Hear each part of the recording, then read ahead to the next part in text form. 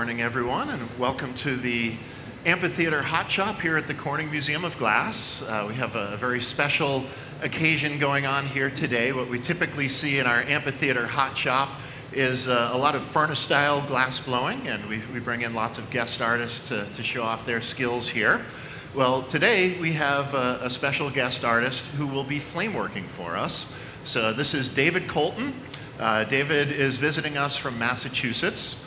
And we just recently acquired one of his pieces into the permanent collection here at the Corning Museum of Glass. David was the recipient of our Raycow Commission, which is a commission we put out to encourage glass artists to develop new work, and we tend to focus on artists whose work we have not yet collected. So we just recently acquired a piece of David's. His sculptural work is quite distinct, really seems to reference graffiti quite a bit.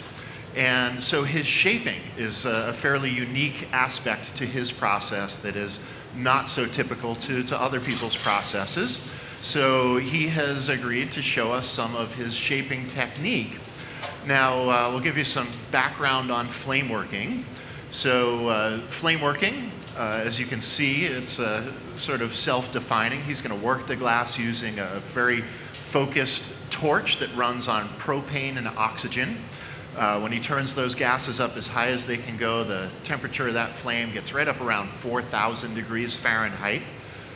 And the glass that he'll be using for this is what's known as borosilicate. Now, there are actually tens of thousands of different recipes for glass out there in the world, and we develop different glass chemistries for different purposes. And borosilicate was originally developed for lenses back in the late 1800s as scientists were looking for a solution for lenses that would be more stable, that wouldn't expand and contract so much with temperature changes. If the glass in a lens expands and contracts, it's changing the optical effects.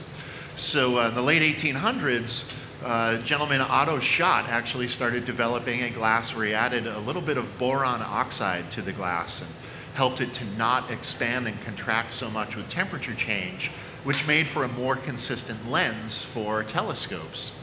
Well, it was soon discovered after that this would be a handy property for glass that might be used for scientific labware, so for apparatus for a chemistry lab or for engineering purposes. So that glass got further developed into different tubing and rod sizes that could be produced by machine and then hand-worked into different types of scientific apparatus.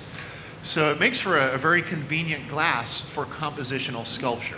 It's not so likely to crack as we heat and cool with a quickness. If we heat and cool a soda lime glass too quickly, it is very likely to crack. But this stuff holds up a lot better with just localized heating or very quick changes in temperature. So it works very well for the sort of compositional sculptural work that David has as a mainstay in his body of work. So what is he doing at the moment? He's starting to prepare some of the color to be built into the sculpture. He started with a couple pieces, different sizes of clear borosilicate glass, and he's now adding some color. And the colored glasses that he's going to be using today are some finicky colors for a lot of folks in borosilicate color work. They have a lot of cadmium to them. He's using sort of a chartreuse green. The main colorant for that is cadmium. He'll also be using a bright opaque orange that has a lot of cadmium to it. So for the sake of our practicing flame workers that might be watching on the live stream, we'll give a little explanation as to how to work these colors a bit more effectively. Folks who don't have too much experience with these colored glasses will likely wind up with the glass bubbling quite a bit as they try to heat it.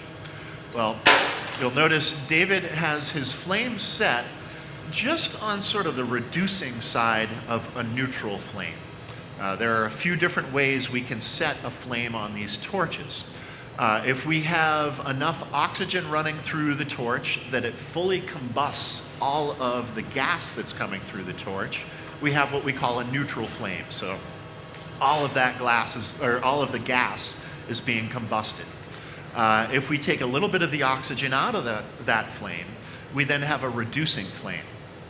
So not all of that gas is being combusted.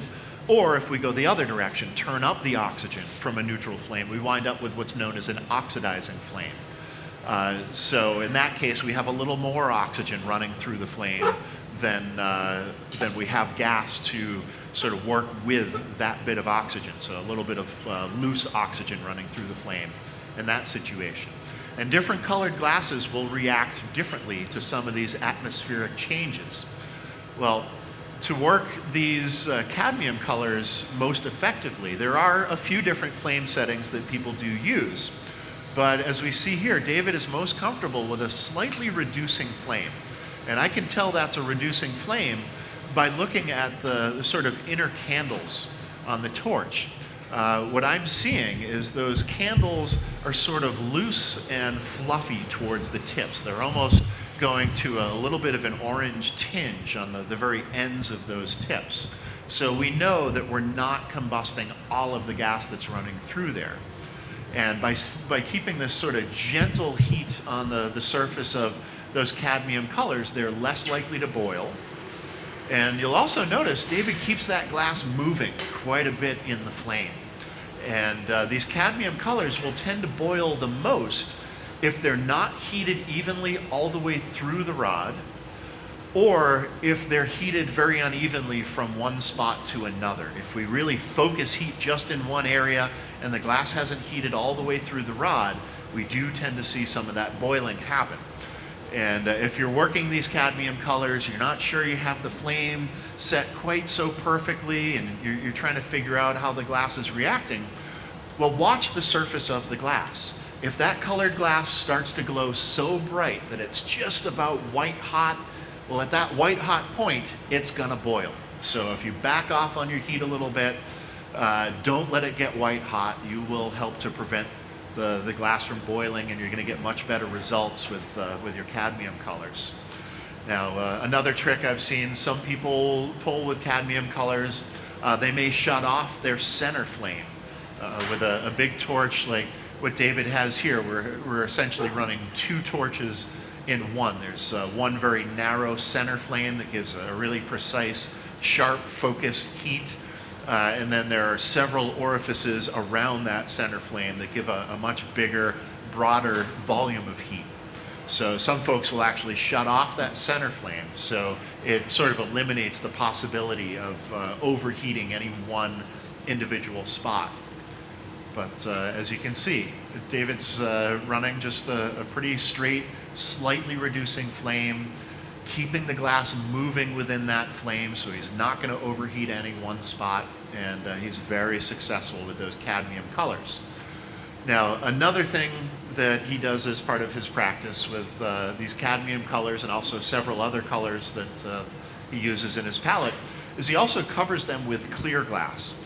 So now he's got a thinner rod of clear glass. He's sort of filling in the edges of where he created those initial color stripes. He wants to make sure he doesn't trap any air in between where those stripes meet the thicker clear rod. So he's sort of forcing molten clear glass into that gap, and also covering up the cadmium color. So once he has the cadmium color covered with clear glass, it's protected, and the flame can't do any further damage to it.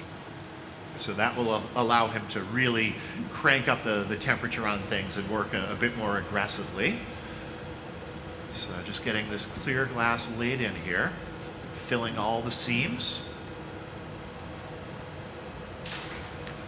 Now on the workbench, David does have some pre-made components. So he's going to show us some of his prep work, how he sort of builds up these colored canes. His work has some very unique shapes to it. He will tend to stretch these canes into forms that reference forms you might see in graffiti work. And they make for some very unique forms, and he's really worked out his process for shaping these to a really unique process that just is very sensible for creating such funky forms. So we'll continue to cover things up with clear here. And we encourage any of you who are checking us out online, if you have any questions at all, please fire away. We're happy to answer those questions. Now, something else to mention about the piece that we acquired from Dave. It is actually the first contemporary cannabis pipe to be collected by any major art museum. So we're excited to finally represent a major subcultural movement that's been going on in the flameworking world for about almost the past 30 years now. There have been glass workers who have really focused their efforts on making these pipes, which of course were quite taboo for quite a while, but they have been such hard workers, been such key innovators in the field of flameworking, and the work and the world have sort of matured to a point where we can share these objects in an art museum now. So we're very excited to be able to do that these days. So continue to build up clear glass to case in all this color. Now, a big concern that Dave has here as he's setting up all these layers of material, he doesn't want to trap air bubbles in between the layers. So he does heat very precisely. He's laying these bits of clear glass down. He's making sure that one line really fuses in with the previous line that he had just laid down, so there is no gap in there for air to get trapped. And then when he goes to heat this mass to really smooth everything in, he'll work from one end of the rod to the other end. And by starting at one end and working evenly to the other end, if he does happen to have a channel of air as he's setting up the layers of the cane, well, by working the heat from one end to the other, he's likely to push that air from one end to the other and push it right out the back end. So always thinking about his final results as he works through here.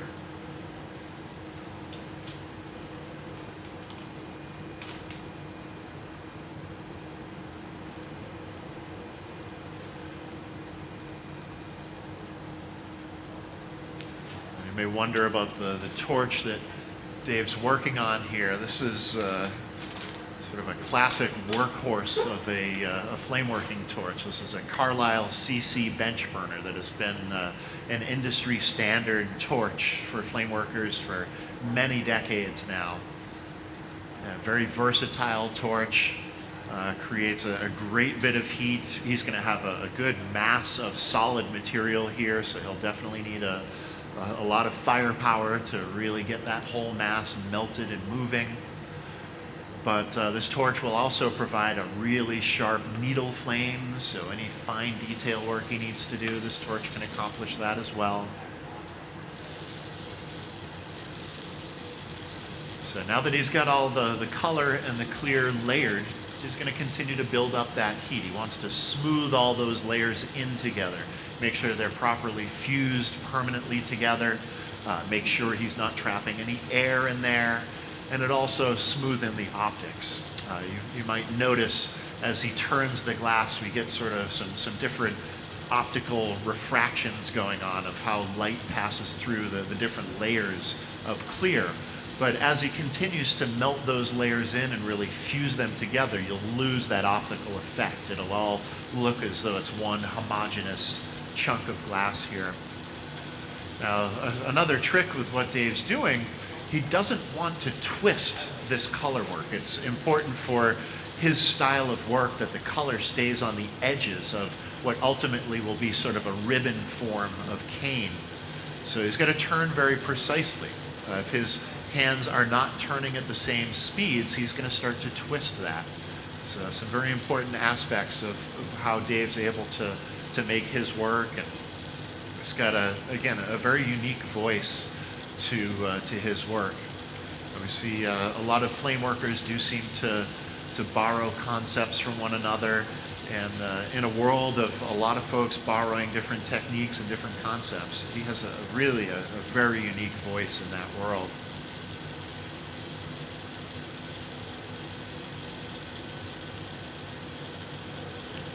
And you'll notice he's working from one end to the other. He started at his right side, I can see from here that all that glass is smoothing in. The right side's pretty smooth, so he's able to get the handle rod on there, that punty rod. So he's got the two pieces to support, and he's continuing just to work the heat from right to left.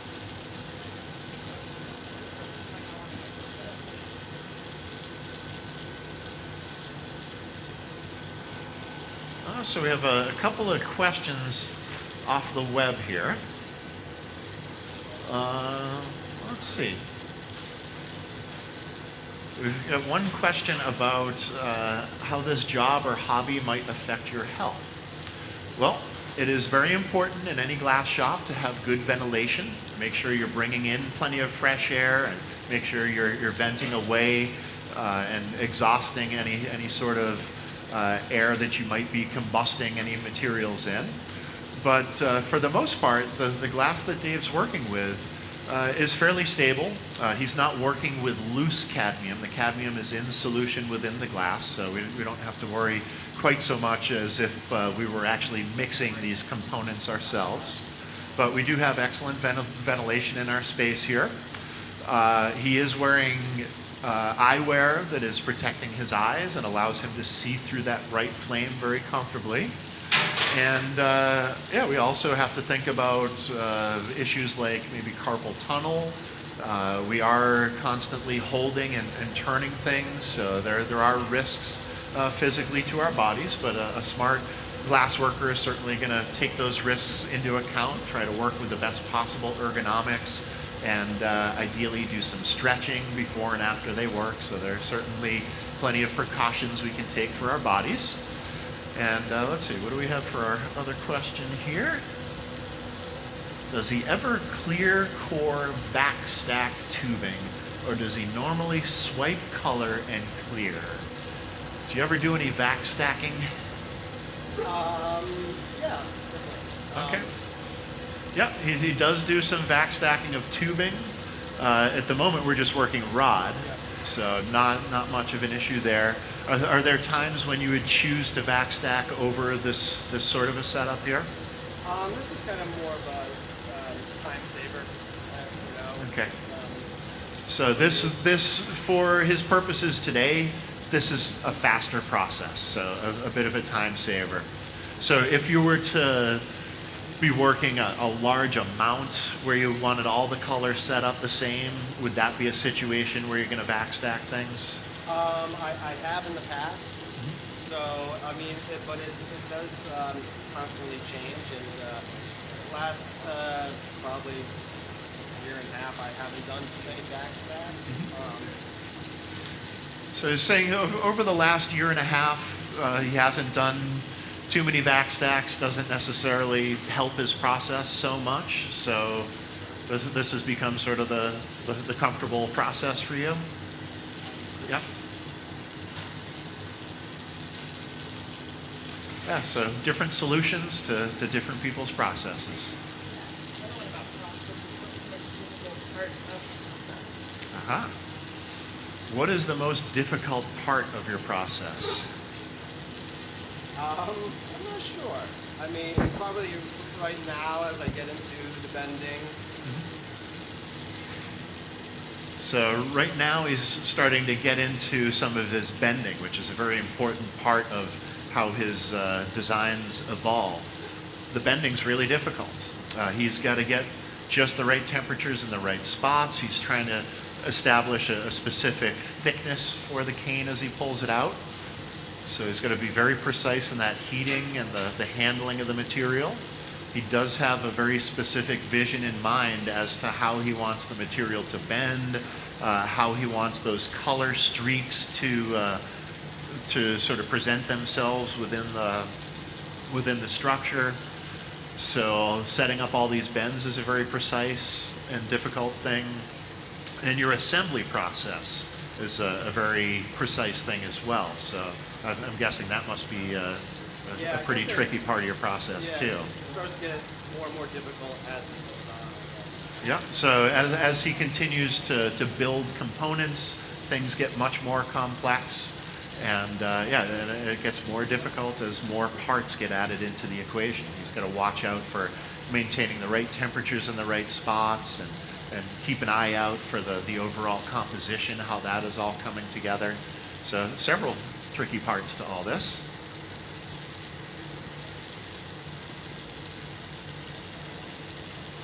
So we start to see how these forms evolve here. Some very precise heating, and he's sort of developed his eye to understand these forms and what he's really after. So these interesting combinations of thickness and thinness, and these sort of different coiled forms, and ultimately they really take on this interesting, unique life. So he'll create several different forms, sort of lay them out next to one another, figure out how the composition is going to make sense with all the different parts coming together, and then he'll get into doing some attaching of all the different parts. So we did some preparation yesterday. He made several of these forms yesterday. So he's demoing how to set up the cane, how to create some of these forms, and then we'll get into some of that assembly process as well. And for any of you folks on the web who might not be so far from Corning, we would love to have you come and visit us tomorrow night. We are going to have a big party here at the museum, what we call 2300 degrees, which is a temperature where glass starts to get really interesting, and so do our events here at the museum. And Dave's going to be our featured demonstrator for that. So we will have a musical group, the Town Pants, who are a local favorite, playing for us. And Dave will be creating one of his amazing sculptures. Our hot glass team will be working as well, and working on a sculpture that sort of references Dave's voice. So it's going to be a great time here. So if you can make it to the museum tomorrow between 6 and 8 p.m., we will have a wonderful event here.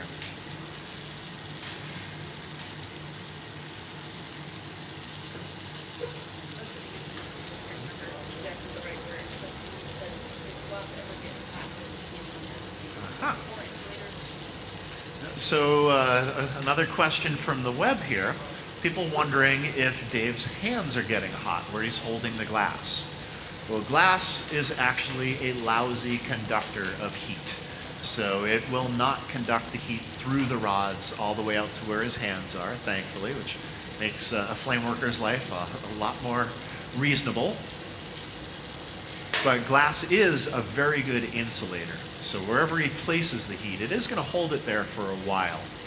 So as you're working, especially on a complex sculpture, you do want to remember where you've applied heat and where you have allowed things to cool down a bit.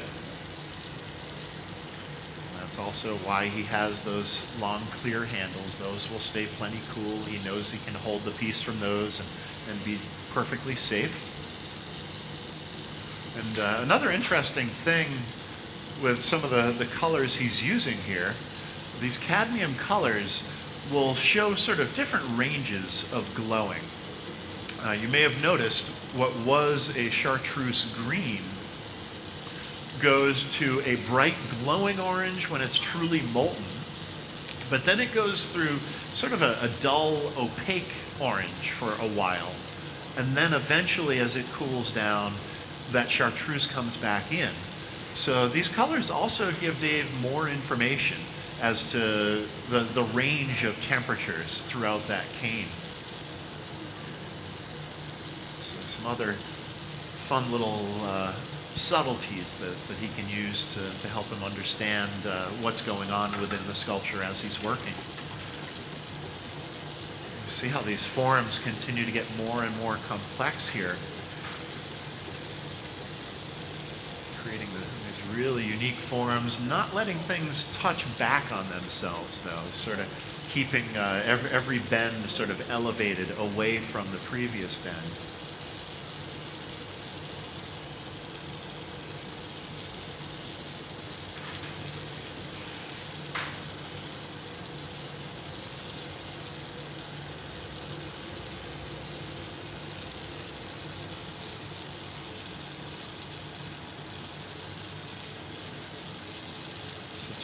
unique voice with Dave's work here.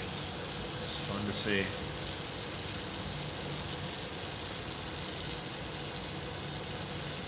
So when bending glass, a lot of folks think about heating right where the bend is going to happen. But to get a nice sweeping bend, like he has in several parts of this form here, he needs to think about heating around the entire area where that bend is going to happen. If he heats just precisely at the center of where he wants it to bend, he'll get the glass to fold. He won't get a nice flowing curve, but he'll get a really sharp, acute angle, and the glass will sort of fold in on itself.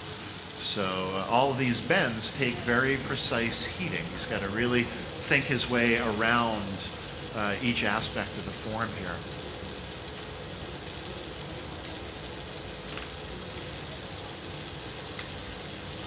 All right. So, got another form added to the mix. He's going to keep that warm in an annealer. This annealer is around 1,000 Fahrenheit right now. It's slowly creeping its way up to 1,060 Fahrenheit, which is where we're going to hold most of the material throughout this process. Now, borosilicate glass, it does tolerate extreme changes in temperature better than most other glasses. So you can heat into it pretty quickly without too much concern of the glass cracking. But when you start changing the shape, you start adding colored glass to it, you start working thicker and thicker sections, it is more and more prone to cracking as you add those different variables to the equation. So it is smart to keep all that stuff warm. So by keeping everything up over 1,000 Fahrenheit, he can get away with working the glass pretty quickly right out of the oven, straight into the flame, and it's not likely to crack. Now, as Dave first brought this new section to the bench here, you may have noticed he wiped the glass a little bit with his shirt. The glass picks up a little bit of kiln dust from the bricks that are in the oven, and we don't want to cook those into the glass, so he's just sort of wiping some of that off of there. And now he's going to set up to make a different type of shape than that first section we saw him working. So here he has an already colored section of cane.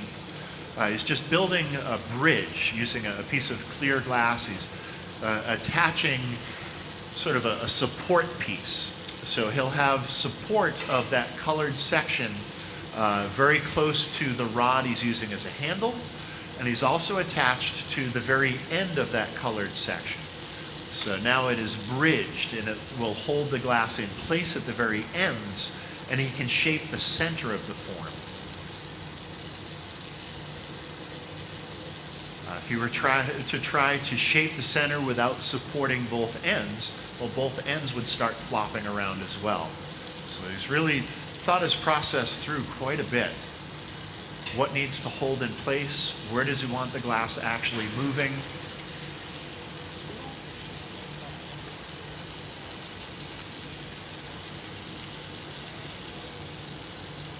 So he has different types of shapes that tend to make up his compositions. We saw sort of a curly Q, really a bendy shape for that first one. And now he's going to pull a little more of a sort of a jagged point. But he wants all of that color to move and retain its pattern as he gets the shape to change. That's why it's so important to create that bridge and now heat very precisely.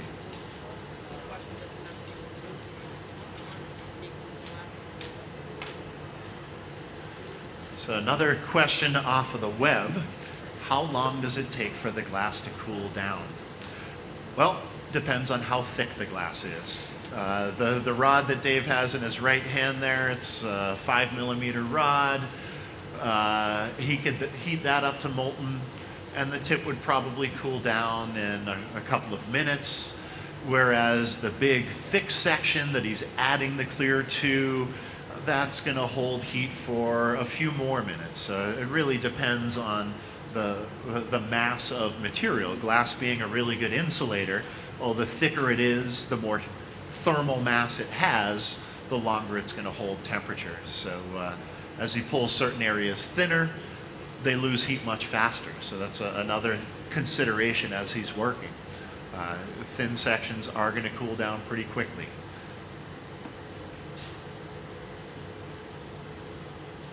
So just really setting up heat. He did add a bunch of clear material where he wants this to stretch the most. And you can tell by the glow of the glass where he's really trying to get the most movement on this form and where the material really is going to be stretching the most. And it's sort of a back and forth of setting up that heat. And he's got so much experience making these forms, he can tell by the glow of the glass and how it starts to move just subtly when he's got the temperature right, and how much he can then start to really stretch it and create these forms. You can see it starting to slump a little bit in the center. So just heat and gravity are enough to get that shape started. And again, he doesn't want this to twist. He wants that color pattern to stay the way he set it up. He wants all those stripes to stay in the spots that he's sort of laid them into. If he ends up twisting the glass at all as he tries to set up a shape like this, it'll throw that pattern off. So again, that heating is very intentional.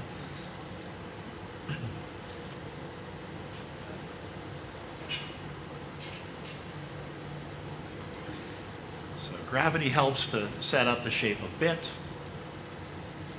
But then to really finish the shape the way he wants, he'll do a bit of pulling as well. So he just barely tacked on another rod of clear glass, gives him a handle to stretch that to a much sharper, thinner point.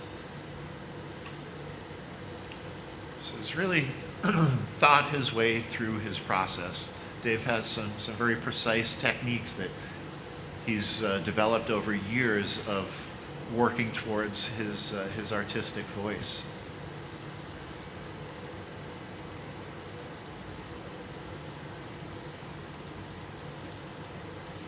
Dave's been flameworking for 24 years now. He started in '95, right?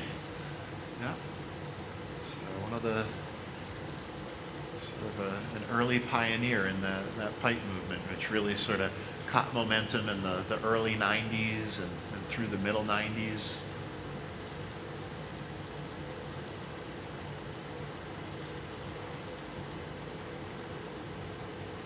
So there you go. You see how the pattern follows the form. And now he'll continue to build off of this shape. He did all that bridging so he could create that point, that really sharp, sort of angular look. Retain the patterning the way he wanted to retain it. And now he'll stretch out the ends of the form a bit into a little more of a longer ribbon, maybe add some different bends on the ends as well.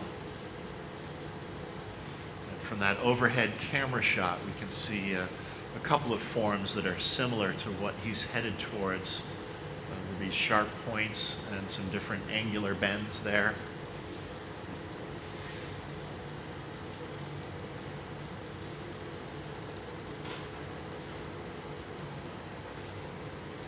So now that he doesn't need the center of the form supported, he can add a handle on the end and really start to heat up the ends and stretch them out. So continuing to sort of build out this shape. And working glass is all about temperature control. So as he's trying to set up these forms, wherever the glass is hottest, that's where it's going to move the most. So he's got to focus the most heat where he wants the majority of the bend to happen, or focus the most heat where he wants the glass to stretch and thin out the most.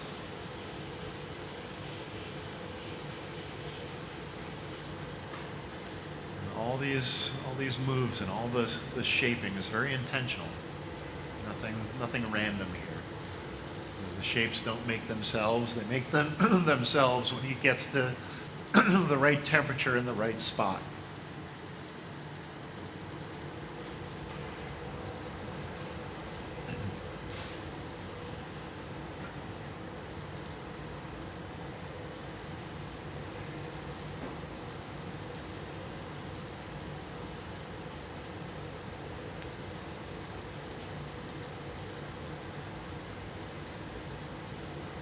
So Dave tends to use some very bright colors in his work. And when he first started flameworking back in '95, these colors weren't available. They weren't even part of the color palette for Borosilicate. And that is another area where pipe makers have really moved the flameworking scene forward. Because there are so many folks in that scene working borosilicate and looking for new colors to add to their work, it has allowed color manufacturer companies to really experiment and given them the opportunity to expand their palettes. Back in 1995, what do we have, maybe 20 different colors to work with?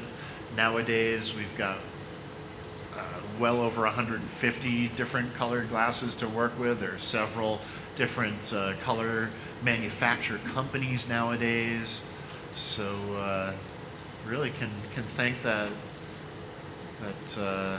innovative and experimental pipe community for helping to expand the palette in borosilicate glass.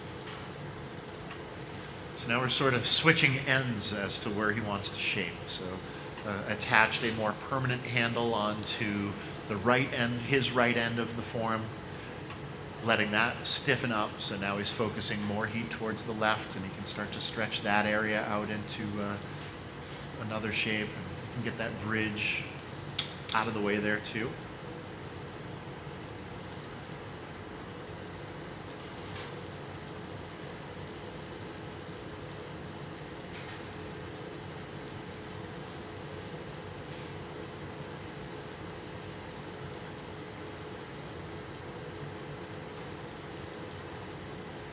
Dave mentioned he's been on holiday ornament patrol over the last few weeks.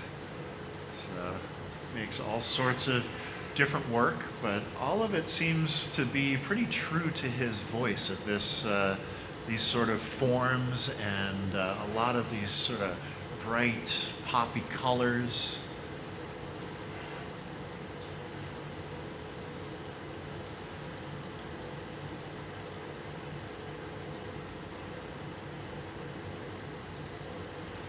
Again, he's being very intentional about how he's turning the glass here. He doesn't want to twist that pattern work. He's trying to keep those color stripes set up just the way he applied them in the first place as he's changing the overall form. So all that, the way he's turning his hands and keeping the glass from twisting is very intentional as well.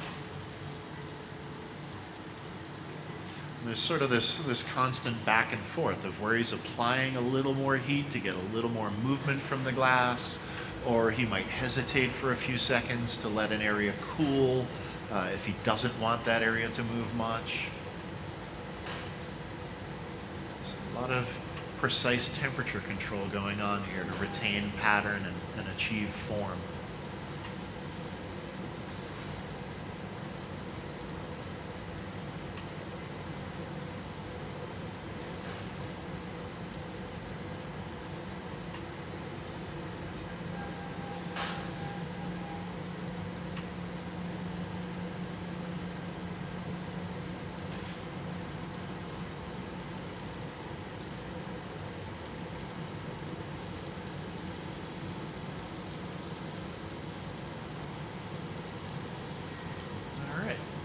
So that section is formed to his liking, so we'll keep that warm in the annealing oven.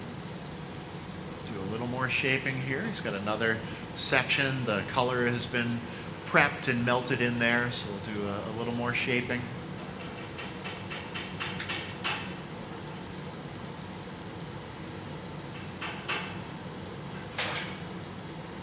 Again, just making sure he's not going to cook any kiln dust into the form there.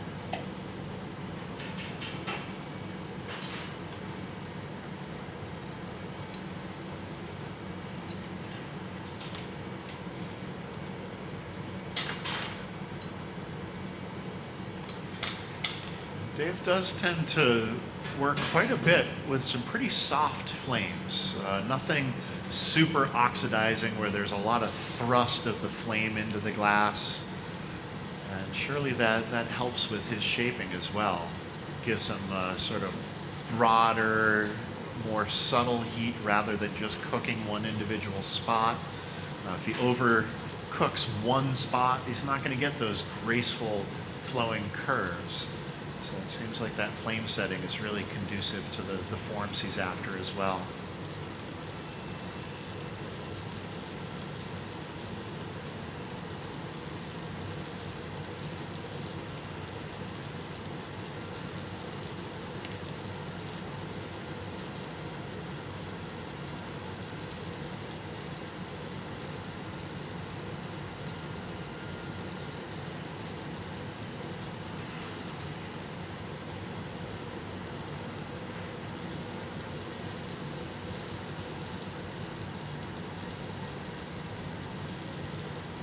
Another handle attached on here.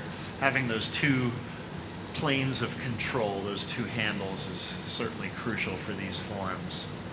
He starts with a fairly thick chunk of material.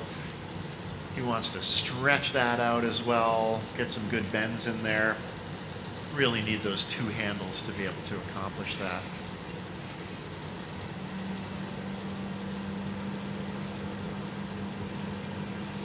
So this is another section similar to the first one we saw him set up, where he's got the cadmium color already added on there. It's already covered with clear glass as well. So that color is safely protected under all of that clear.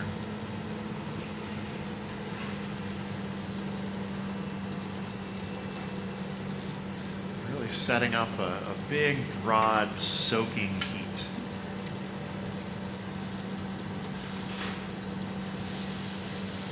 Will allow him for some big, broad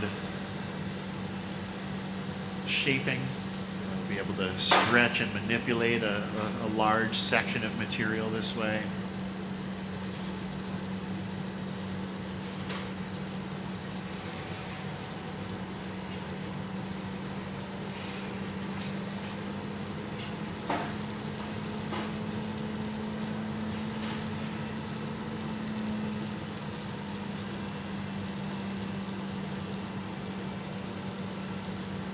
Notice how he uses the length of the flame there. He sort of approached the flame at an angle such that he could get that cane to use as much length of the flame as possible. It allowed him to heat a much broader area than if he were just to approach straight on to the flame, like right now. He can just heat a width of material that's as broad as the flame itself. But by working lengthwise along the flame, he's able to heat almost maybe a 10-inch length of material. So that allows him to get that big swooping spiral in there.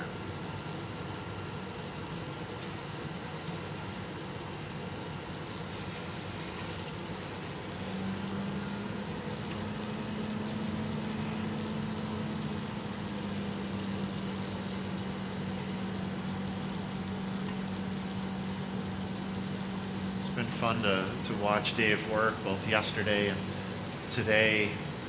His eye is sort of seeing these forms, and they're well, I've seen a lot of his work for years. I've never had the opportunity to watch him make this stuff, and can sort of read how he's making his way into these forms from that initial setup. It's not something that my eye tends to see quite so easily, but it's clearly part of what his eye sees, and that really directs sort of his voice and his forms and the sort of pattern work he sets up.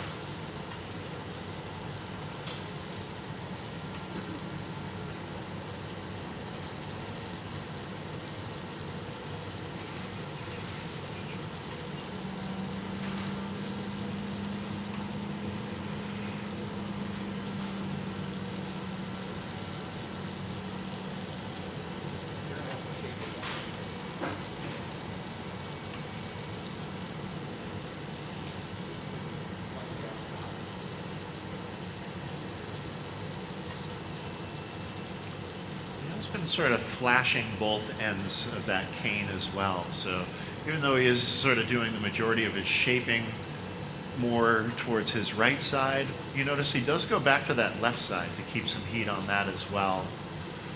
If that left side gets too cold and then he tries to go back there with some heat, it is likely to crack. So it's wise to keep that in mind and just give that left side a good flash every once in a while. Make sure it's staying warm and happy over there while he really focuses more intense heat for shaping on the right side. I'm just trying to think a few steps ahead through the process here. He knows he wants to get back to that other side to do a bit of shaping over there, so might as well keep it warm throughout the process.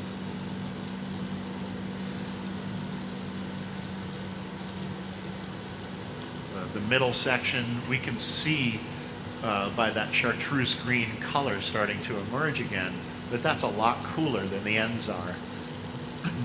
But he doesn't need to go back there to do any more shaping, so he doesn't need to worry about keeping that warm.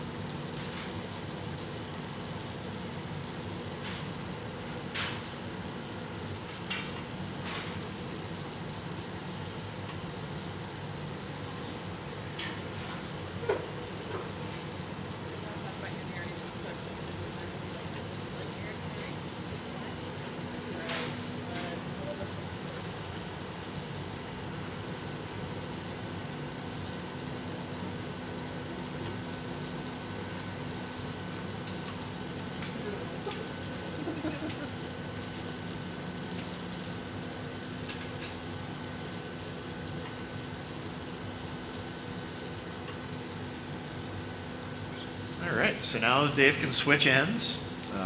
He kept that, what had been the left side is now switched over to the right side, kept some heat in there. So he can move very quickly with a more aggressive flame and jump right in and start affecting shape over there.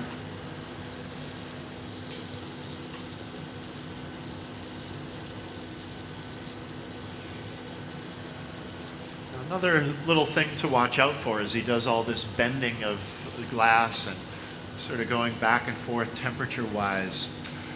If you try to force glass to bend that isn't quite molten enough to bend as far as you're trying to force it, the surface will wrinkle a little bit.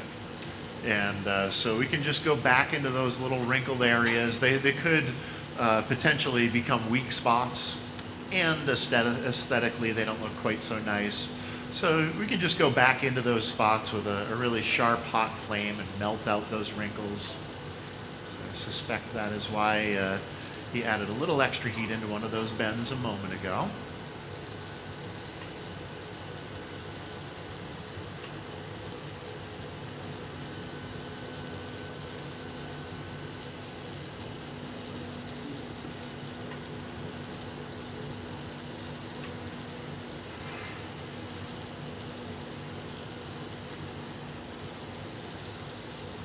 It's got this interesting combination of heat control, a little bit of physically pulling the glass, but also you can see him using gravity quite a bit.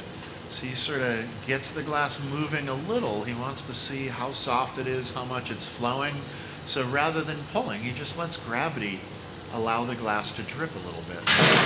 It'll also help him to just understand how soft it is, where it's the softest, sort of feeling his way through these forms.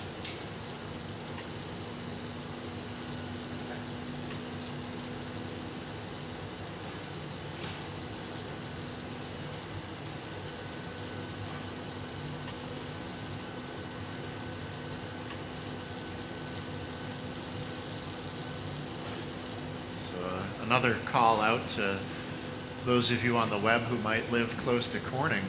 Dave's going to be working in the amphitheater here till 4 o'clock this afternoon.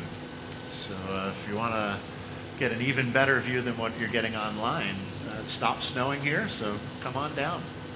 I'd love to see you here in the amphitheater.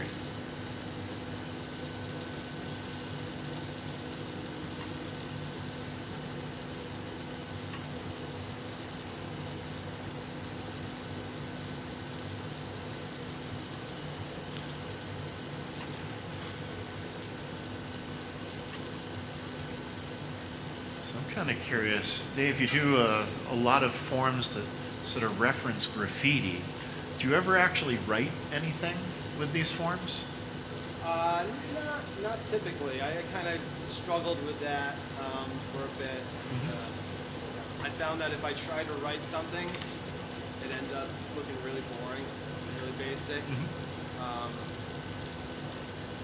So I've kind of backtracked and be like, now that I have some cool shapes, I kind of back up into letters and stuff like that. But I still don't feel, I mean, and another thing, spelling out words and stuff like that is... It's a whole other level of complexity. Yeah. Yeah. So he mentioned there was a time when he did try to write things, but wasn't quite so thrilled with how that was working, and sort of preferred the forms that have organically developed through his voice naturally. So no, not so much writing of words.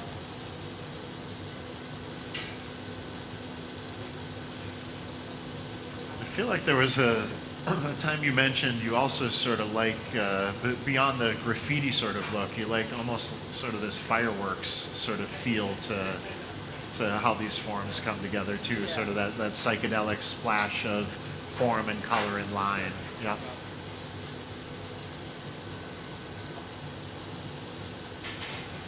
Yeah, and that wouldn't happen when I was trying to write. Yeah, that sort of psychedelic explosion of color. If you start trying to focus in on writing words, you're going to lose that aspect of his work. So, yeah, makes sense.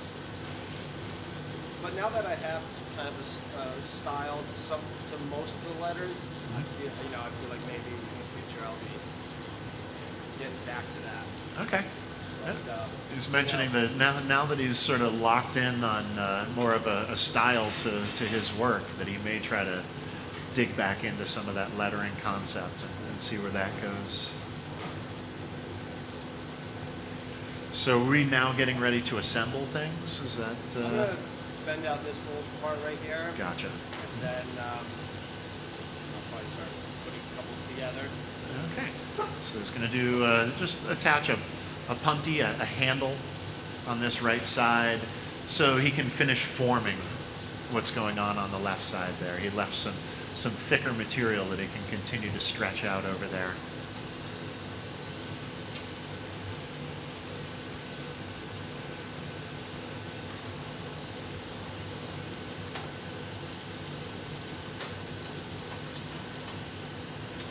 So some other things he may need to watch out for.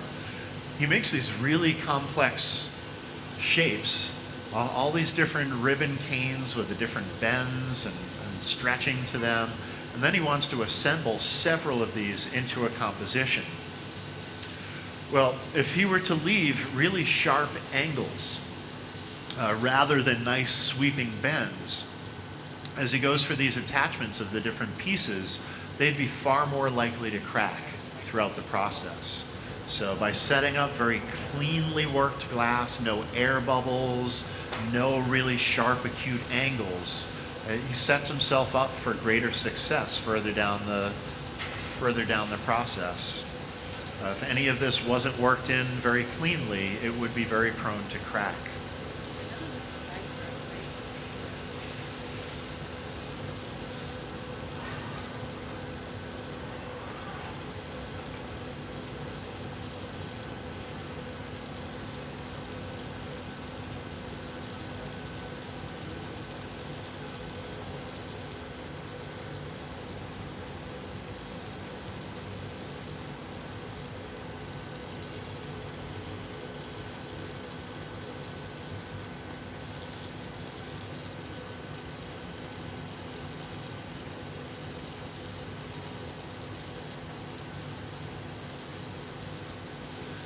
So what we typically see in our amphitheater hot shop here at the Corning Museum of Glass is typically our furnace-style glass blowing. So glass that comes out of a huge furnace of molten glass.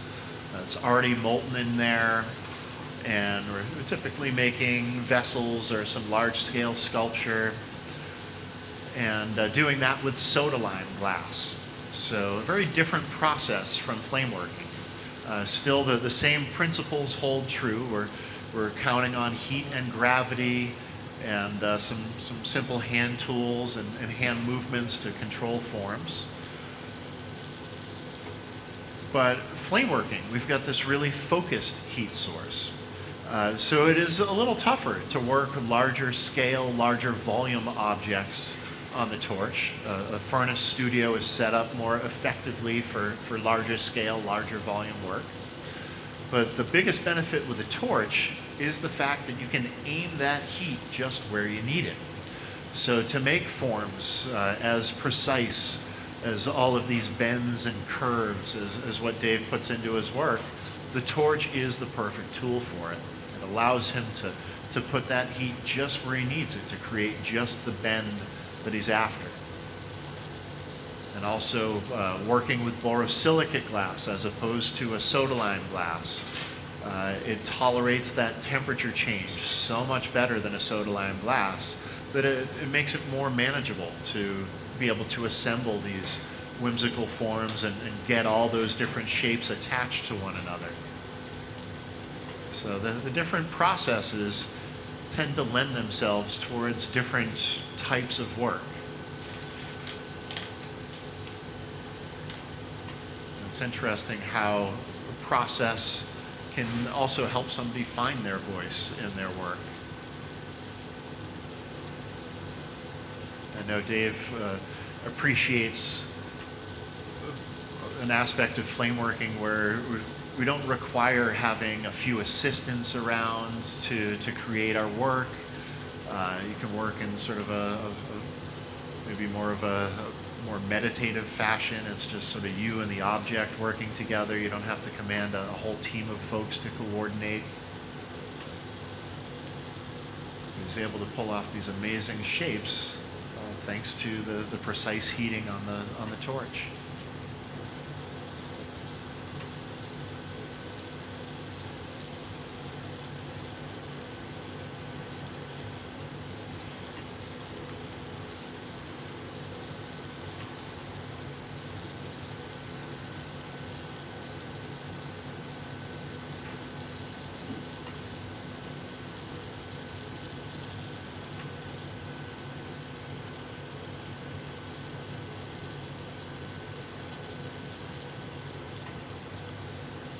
Another thing he's being careful of here, as he's shaping one end, he's making sure that flame isn't splashing through the middle of the form.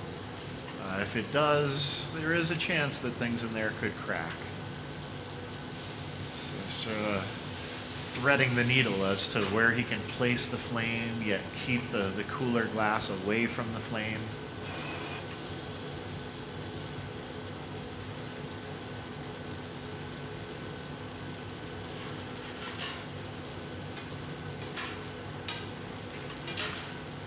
Get that form all finished up. We'll keep that warm in the annealer.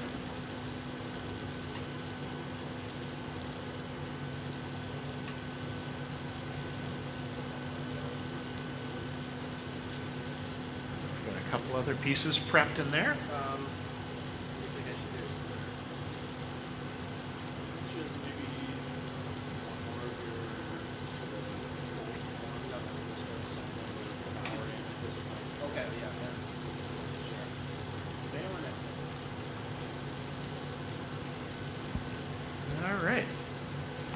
Stretch out one more form here. This is one last piece of cane that he's already prepped that has the color added into the clear. We'll do some bridging on this and do another one of those more sort of angular forms.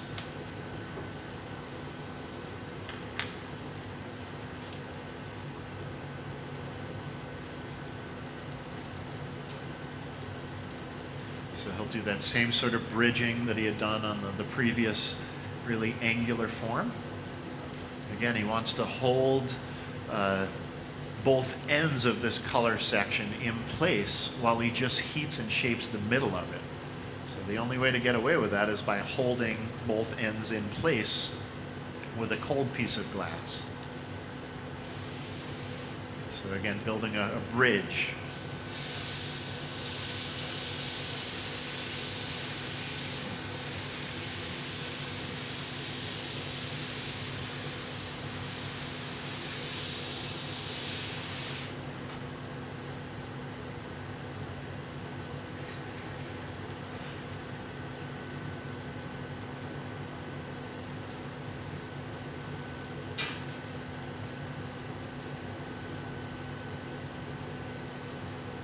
So very precise heating, just like his regular shaping. He's heating in very precise spots to get the glass to bend where he needs it to bend, and set up a proper bridge to hold things in place.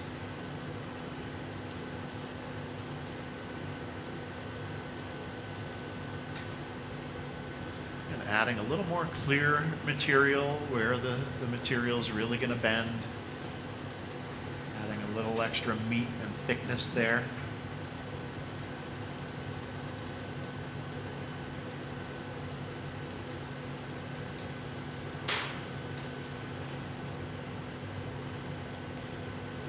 Get all that clear material that he just added fused in with the rest of the form.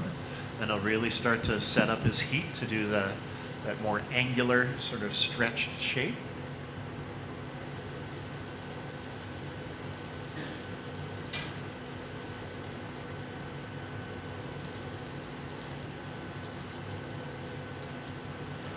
So get this section shaped out. Then Dave will get into a bit of his assembly process. See how these forms come together.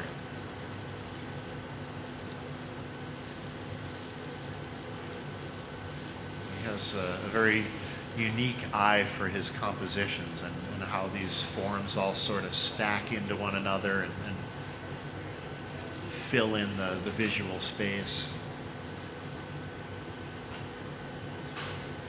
We were discussing that a bit yesterday.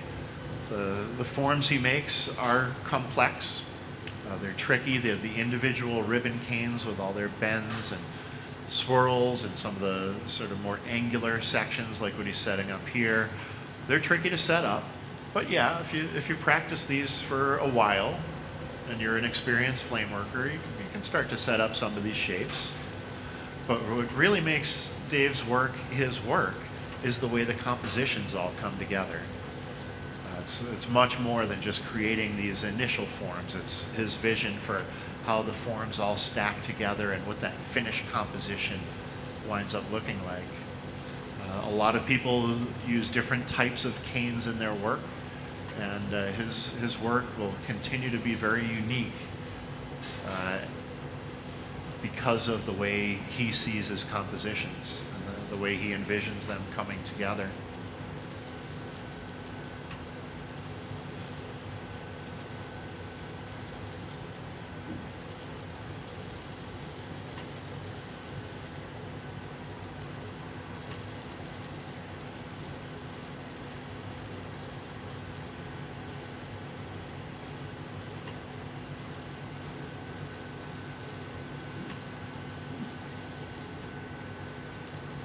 So again, really watching the glow of the glass and the flow of the glass at this point.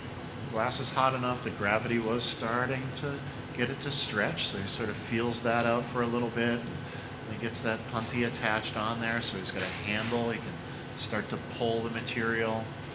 But you notice he pulls slowly at first, just sort of feeling out how this is stretching. If he pulls very quickly, one area is gonna stretch a whole bunch, possibly not the rest of the material. So he's gonna take his time, make sure things are moving just the way he wants them to move.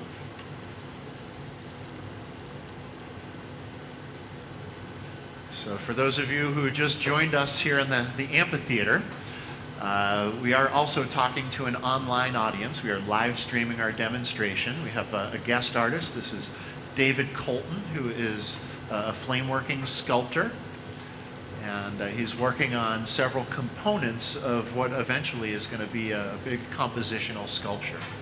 So we have another question from the web here.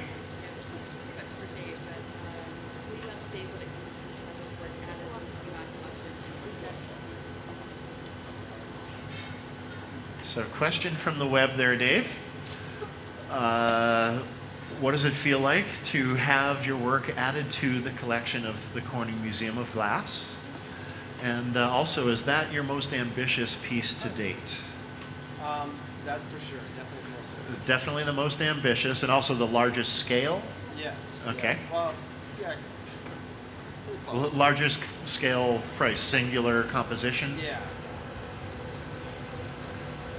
And how do you feel about the whole experience? It's tough to kind of put into words, and at the same time, I don't want to blow it out to be the most insane thing ever, but it's amazing. Yeah, just saying it's hard to put into words. It's amazing, but it's also it's real life. You've been making your work for 24 years now, and your work has advanced to the point where we want it here in the Corning Museum of Glass, and it belongs here. So yeah, pretty interesting destination to arrive at, I'm sure. Yeah. I can't imagine in 1995 you were thinking about having a piece in the Corning Museum of Glass, right? I don't think I did. Even last year. Yeah, even last year, not so much, huh? It's exciting times. Yeah, so Dave's piece, before we actually technically acquired it, has been part of an exhibition that we have going on that actually is going to close. January 5th is the last day that our New Glass Now exhibition will be up.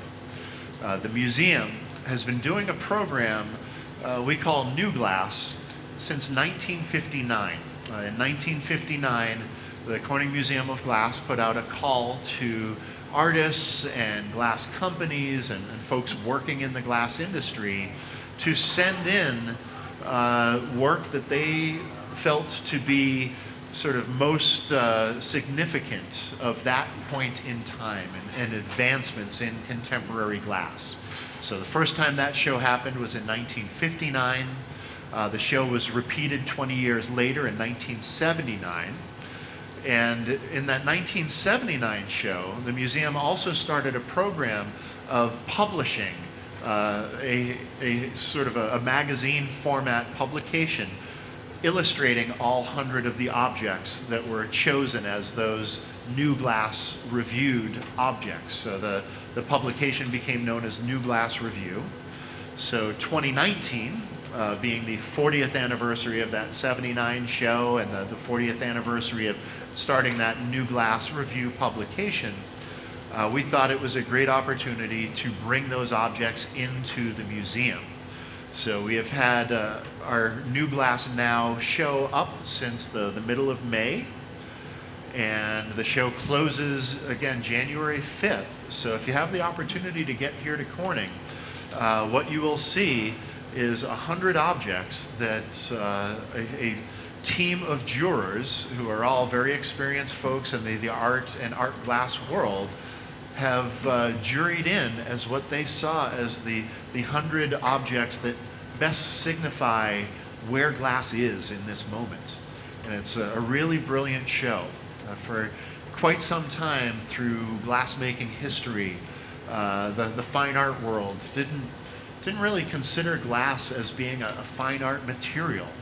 Glass had been used for functional objects for such a long time, and people weren't necessarily expressing broad concepts through their glasswork. Well, that has changed quite a bit over the last 50 years or so.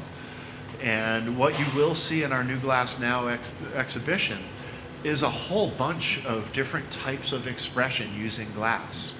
So it really is a brilliant show that greatly illustrates what people are doing with this material nowadays, which is really just a very broad scope of what's possible with the material. So get yourselves down here before January 6th. You can also see Dave's piece in that show.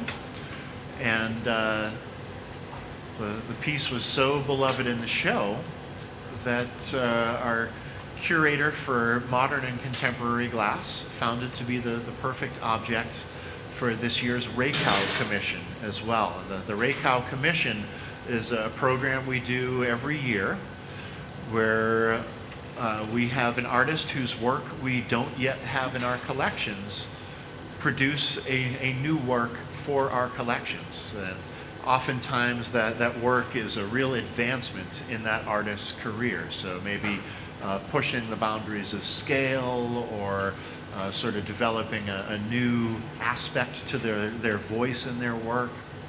And as we mentioned, this is Dave's most ambitious piece to date. So what a perfect piece to be added in as a rakeout commission.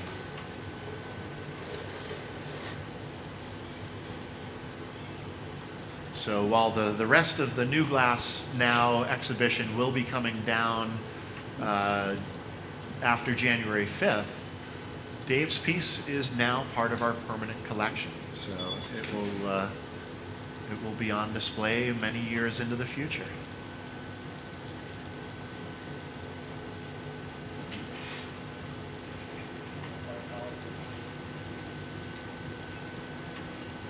So setting up another angular form here.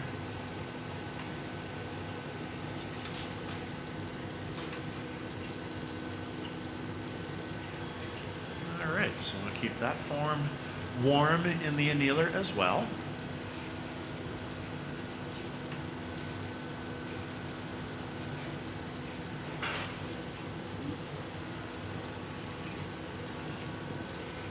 Get this hand torch all plugged in here in case you need that.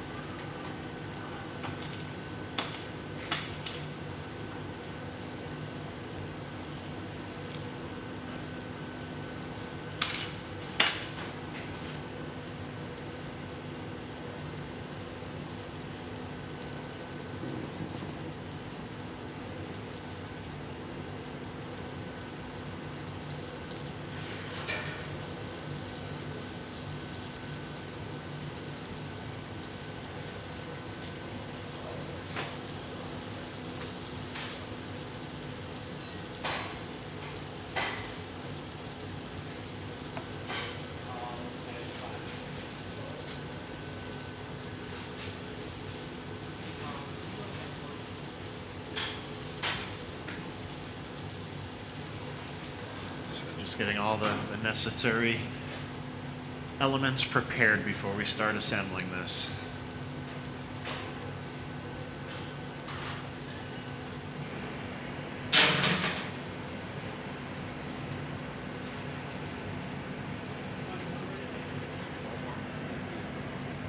Until noon.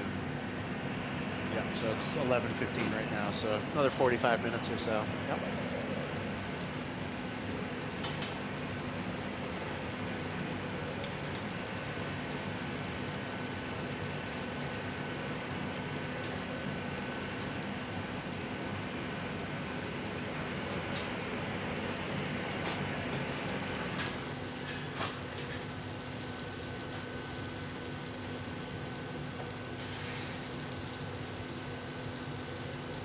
So getting another punty attached here.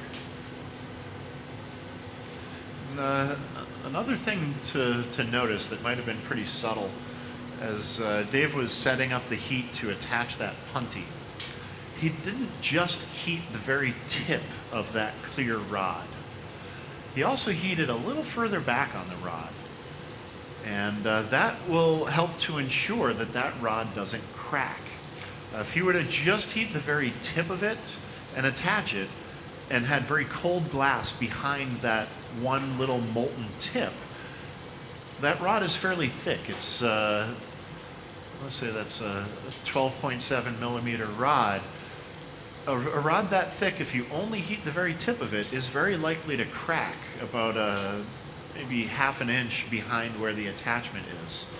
So by heating a little more of the length of material further down that rod, it makes it far less likely that that punty will crack. So a lot of little subtleties to this whole glass making thing. So any of you folks who might be a little newer to flame working, if you've ever had that issue where you attach a punty and then suddenly that punty rod cracks just a little bit down the punty rod, that's probably your issue. There's probably a very steep discrepancy in temperature there.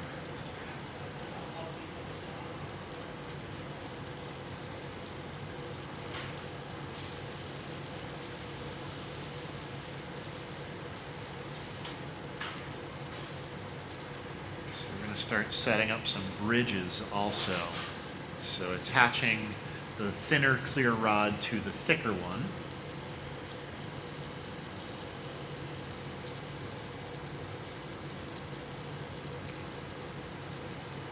And then he can attach this thinner clear rod to the very tip of that sculptural form.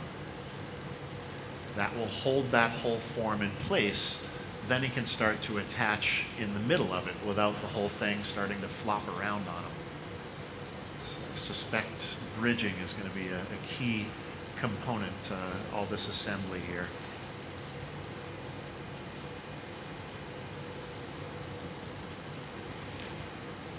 And again, heating around where he just attached that clear rod. He wants to make sure that bridge rod, that thinner rod, is fused in cleanly. If he doesn't fuse everything in cleanly, it is quite possible for that to crack apart.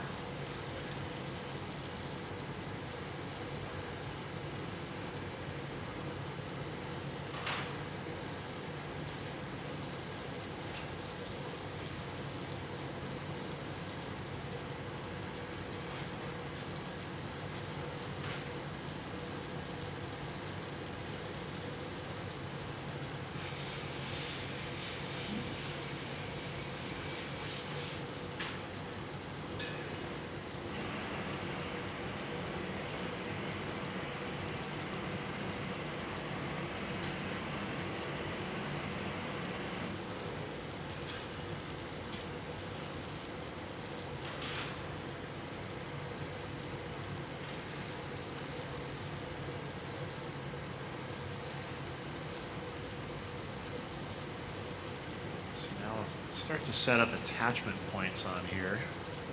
So adding little touches of clear glass to that ribbon cane.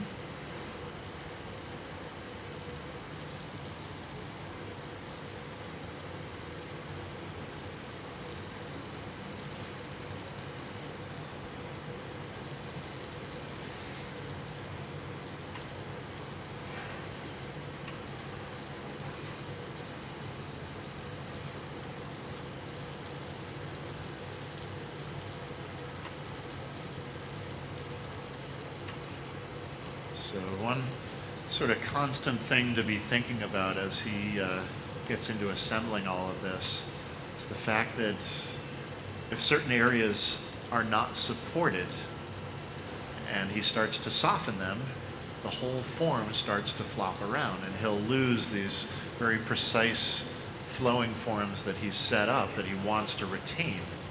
So here he's sort of linked the two of the loops together with some clear glass to hold them in place.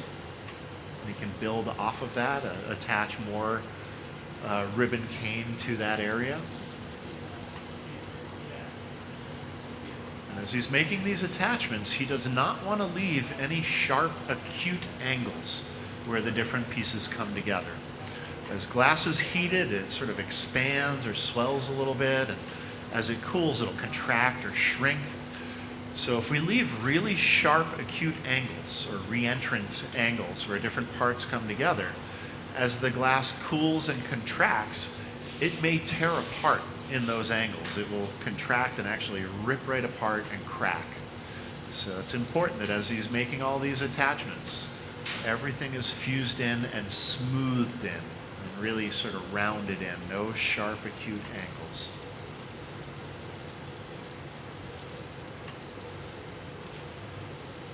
There are a lot of things that this borosilicate glass allows you to get away with that you can't get away with in a soda lime or a softer glass, as far as being able to heat an area really quickly or leave it out on the bench to cool.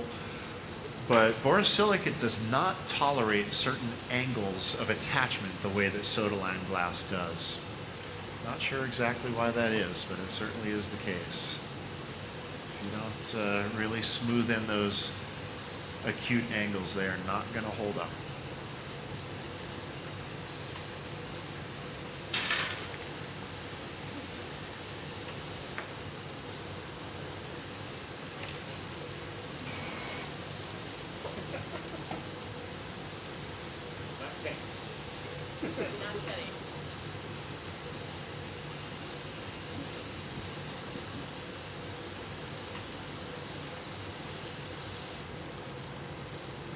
So he's got that one section sort of braced together,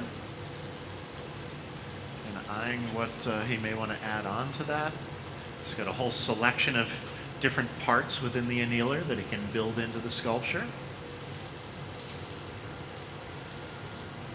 So now it's sort of Dave's brain working out what forms are going to go together here, using his sort of his vision to figure out how this all gets assembled and becomes one of his compositions.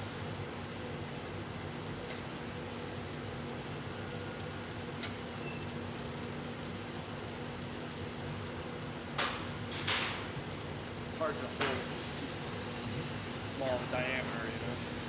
So he's going to create a thicker punty to handle that. He had a sort of an awkward form on a very thin handle. It's just hard to control it. So oftentimes you want to consider what you're using for a handle or for a punty. I know for myself, as I work larger, heavier objects, especially if they're off-center, and when I turn them, they sort of flop around rather than just turning uniformly, it's really nice to have a thicker handle. It gives you that much more control.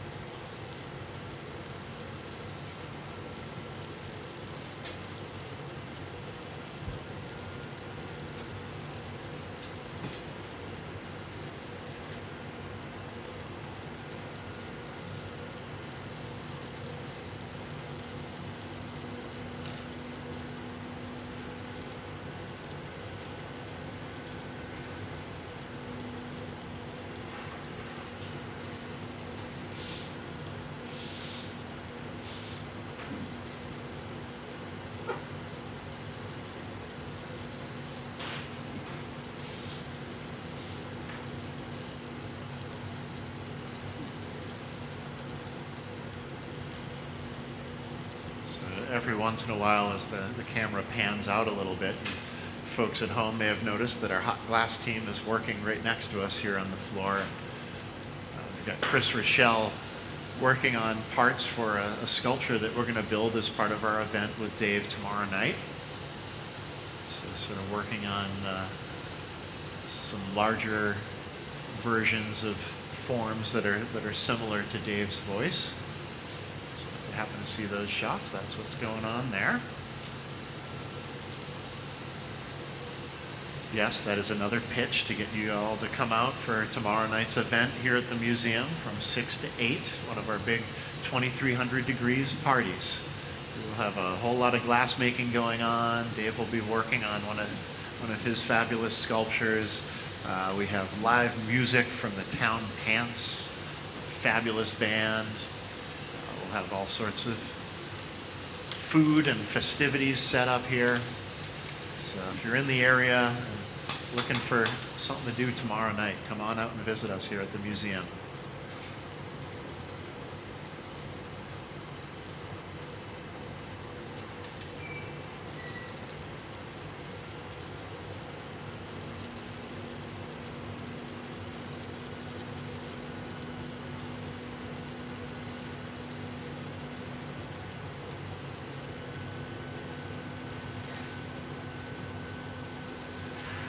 Again, prepping a couple more sections to be attached into the composition.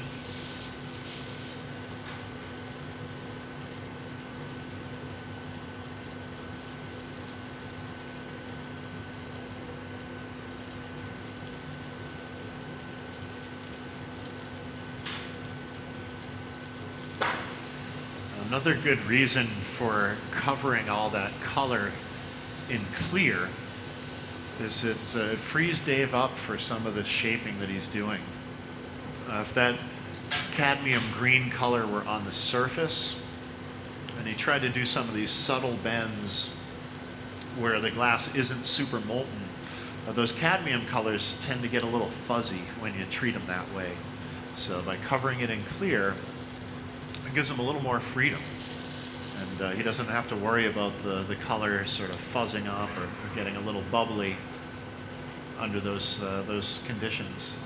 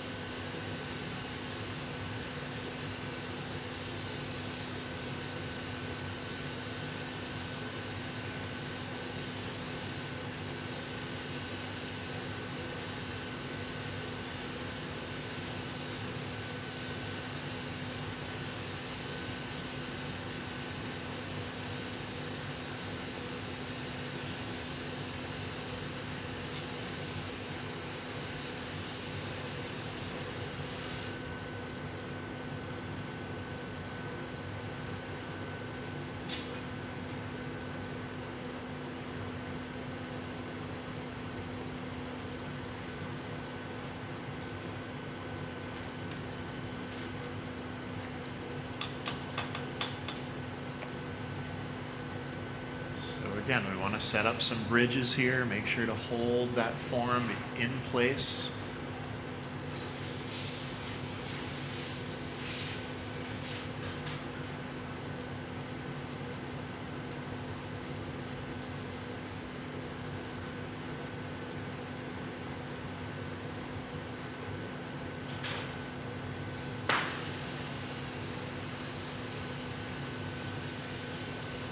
So one bridge holds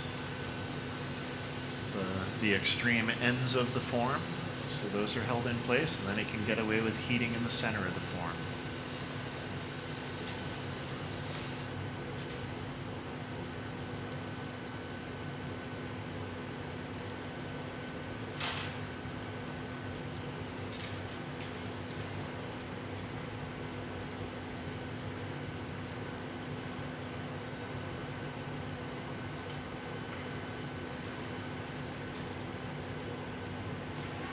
Also noticing as Dave starts to warm into an area where he's about to do some work that may have cooled a little bit, he does go to a fairly big bushy flame and gets those slightly cooler areas around that big bushy flame. So he does sort of ease some heat into those areas. Even with borosilicate glass, if he heats too aggressively and goes from really cold to really hot too quickly, it is possible that it could crack. We certainly don't want that. So by sort of working around the edges of that bigger, bushier flame, he eases heat into those potentially sensitive spots, and then when he heats more aggressively, he doesn't have to worry so much about things shocking and cracking. So again, I mentioned how we want to make sure we don't leave sharp, acute angles where the different parts connect. So it's just using a very tiny hand torch here to get into those angles. He just added a little bit of clear glass to sort of connect those two big looping forms. And now he's just using that hand torch to let the glass flow together, make sure that the attachment is nice and smooth and curved. And that will make sure that it's not going to want to tear itself apart.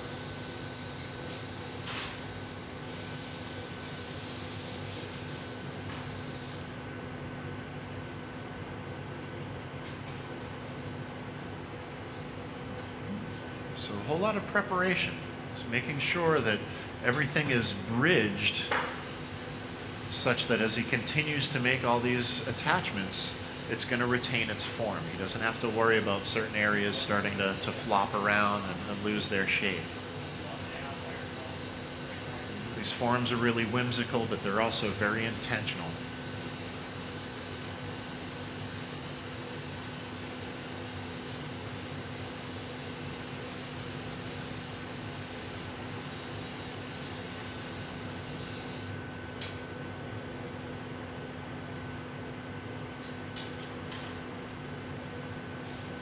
Another key aspect to Dave's work and how the compositions work, they tend to be very dense with these sort of coiled graffiti-esque forms. And by really sort of layering one form into the other, he creates this sort of visual density and complexity that really seems to tie his work together. Sort of eyeing how these might come together to create that density of form and color and pattern in there.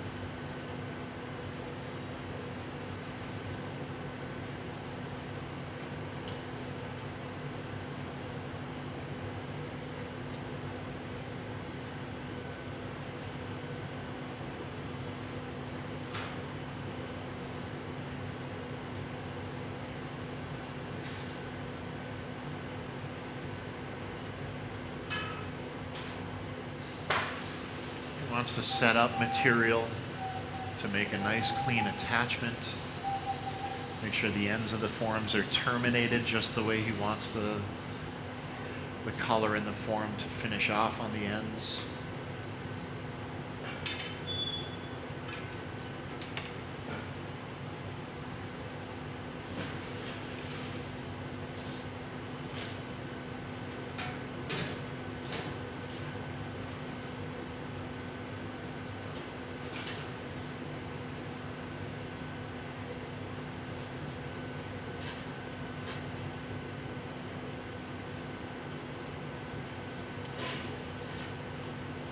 Again, setting up little bits of clear for attachment points.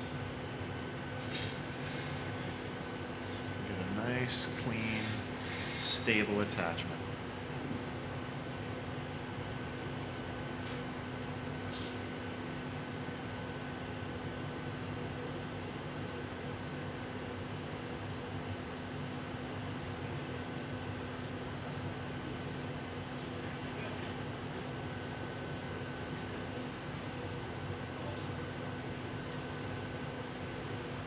Sort of layering one form into the next, and that nice density of form and pattern packed in together.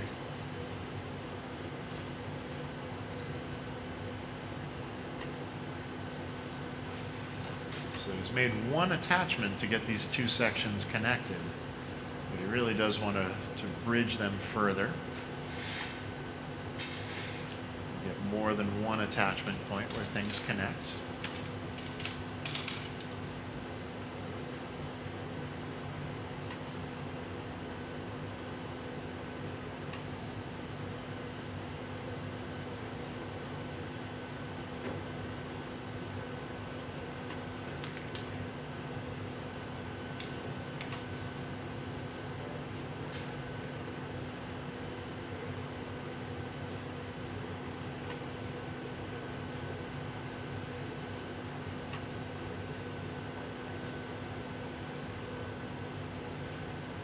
Again, there's that sort of soft, bushy flame. It gives him some light to check connections out a little bit.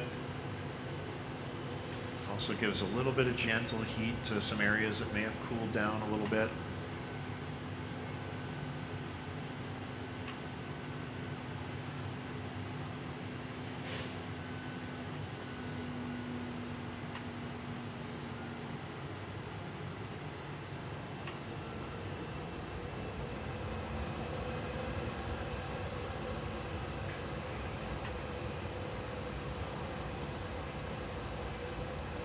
Wants all that connected area to be nice and clean. So just getting in there with that needle flame to neaten up the connection, make sure there aren't any sharp acute angles in there.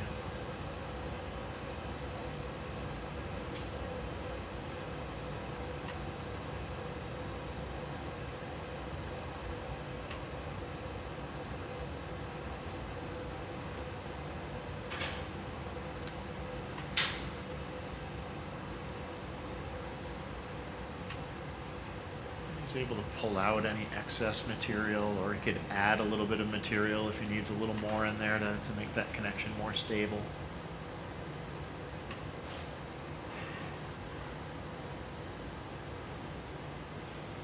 And again, with a complex form like this where they get attached in multiple spots all around the sculpture, each connection needs to be worked in perfectly. Otherwise they're going to tear themselves apart.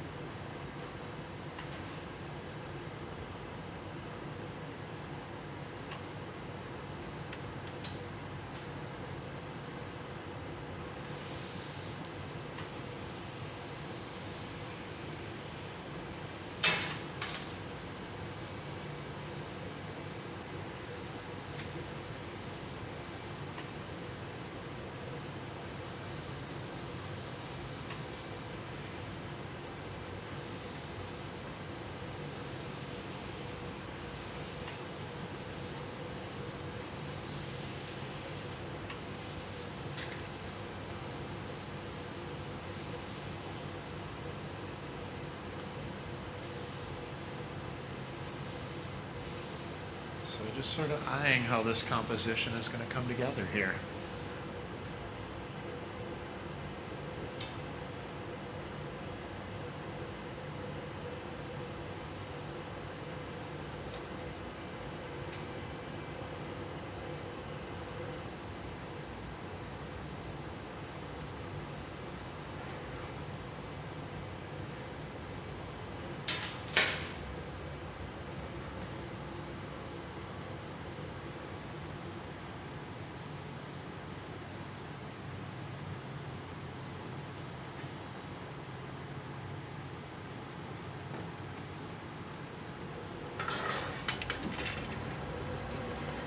Take a few minutes to sort of eye out how the composition is going to come together. I'll let those pieces warm back up a little bit in the annealer.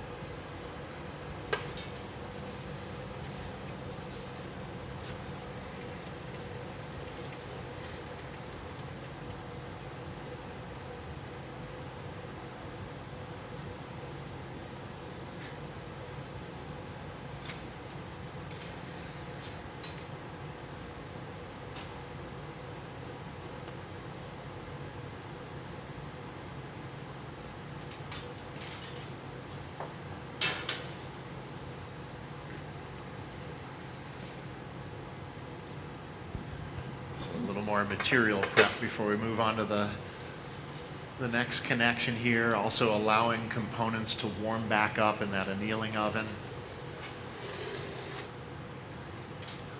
A lot of problem solving involved in glass making, and especially when you get into a complex construction like this. And one of the main problems is making sure the areas you're going to apply more heat to already have a little bit of heat in them.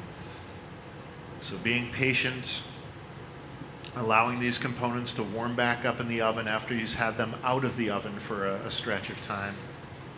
Very important.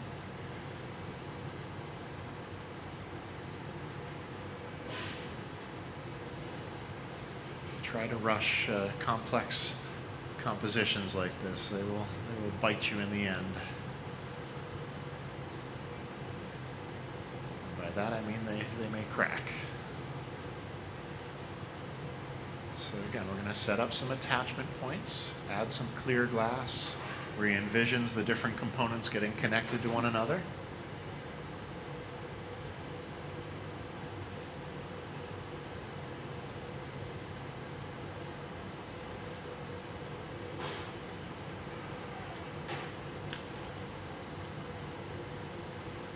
You could potentially use colored glass for these connections as well, but I suspect he likes clear because it sort of disappears and doesn't show off how things are connected, but the emphasis to the eye is still on those sort of whimsical forms and the color pattern work. So he's able to really interconnect things but not have the connections become a focal point of the piece.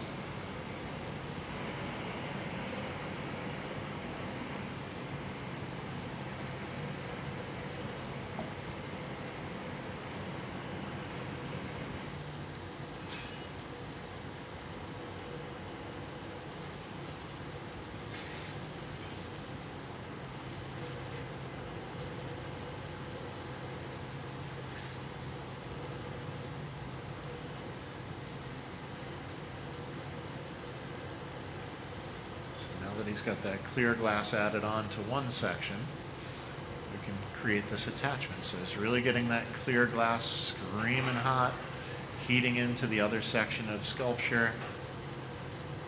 We'll let that glass sort of flow together, make a nice attachment as clean as possible in that flame of the bench torch.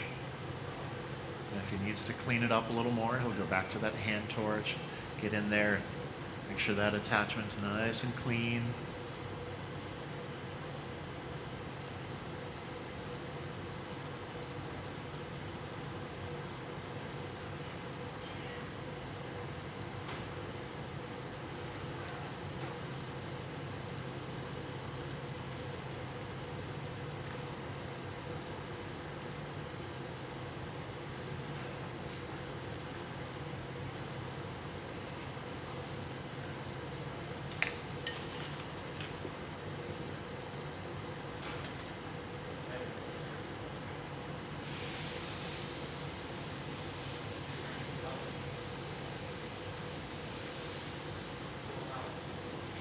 So a little more bridging.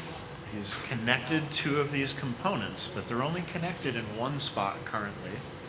But now by adding that clear bridge, they are connected in two different spots. So he'll be able to go back to that first connection, and if he needs to clean it up at all, he can just dive right in there and get that really nice and molten, and the pieces supported by the bridge.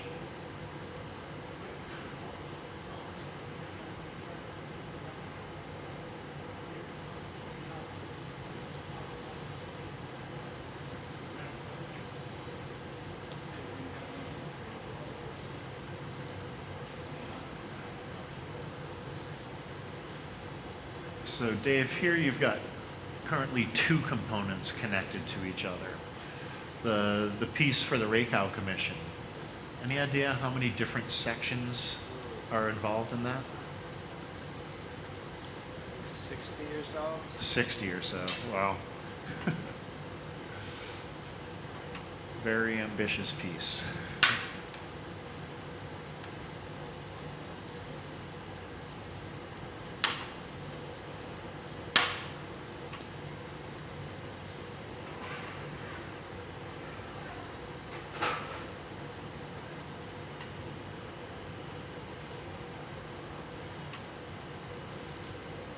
Again, sort of eyeing out how these forms are going to look as he layers them together.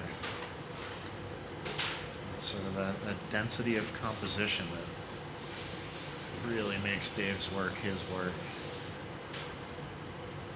These unique forms and how they all sort of complement one another in the composition.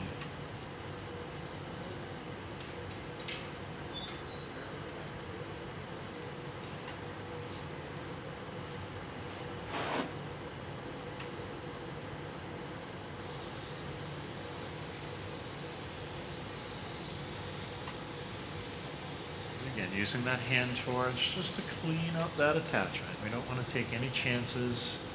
We don't leave any sort of questionable connections on a composition like this.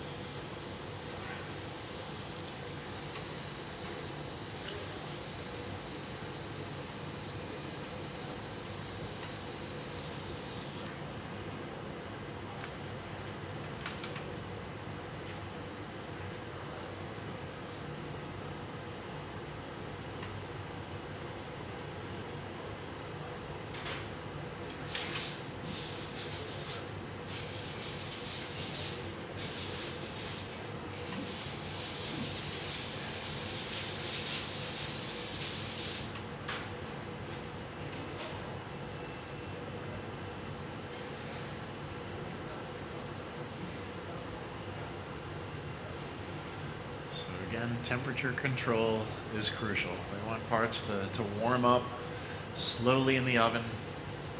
And also, as he's making these multiple connections, that adds a bit of stress to the object as well. All of a sudden, it's being held together in different spots. And as I mentioned earlier, the glass, as it's heated, is going to expand a little bit. As it cools, it's going to contract a little bit. Well, as he heats in very distinct locations, that location is going to move a little differently than other areas of the sculpture. And there is a chance that if he doesn't balance the heat, those areas might move so differently that they could tear apart. So it is important to take your time, let the entire form sort of balance its temperature so it'll cool uniformly, it'll contract at a uniform rate, and again, eliminate the likelihood of cracking.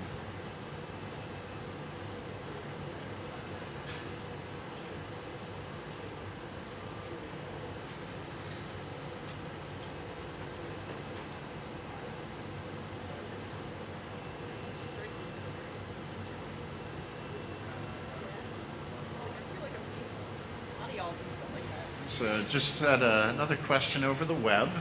Somebody wondering if it's possible to use striking colors in flameworking. Absolutely, yes.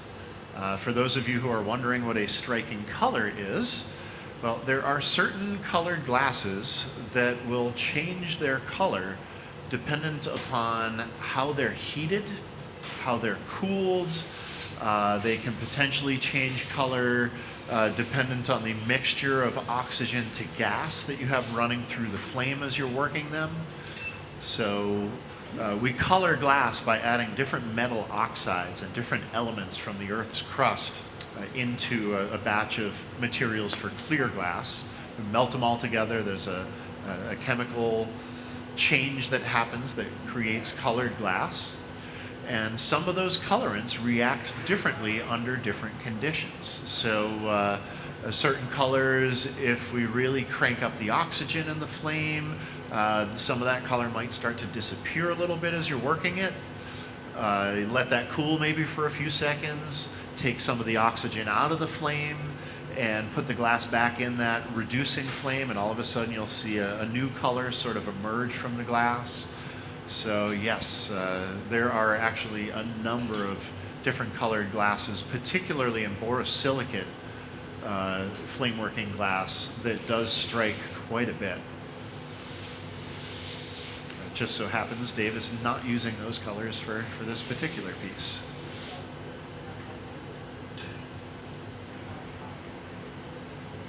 And actually, some of the earlier colors that were available in the borosilicate palette were striking colors. They're some of the earlier palette versions. Most of the colors in borosilicate seem to either strike or reduce. So in a reducing flame where you've got a little less oxygen running through, that's going to cause certain types of color changes as well. And the reason why there is a big difference in how some borosilicate colors might react as opposed to soda lime glass colors is the fact that borosilicate melts at a much higher temperature. So different colorants that might work at lower temperatures with soda lime glass simply burn up, and they do not work in borosilicate. Or some of the same colorants that we might use in soda lime glass might react differently because the chemical composition of borosilicate is different. So that is part of why it did take a number of years for the borosilicate color palette to really grow. It's a very different material from soda lime glass. It requires different handling and requires different colorants and different attention to what those colorants might do.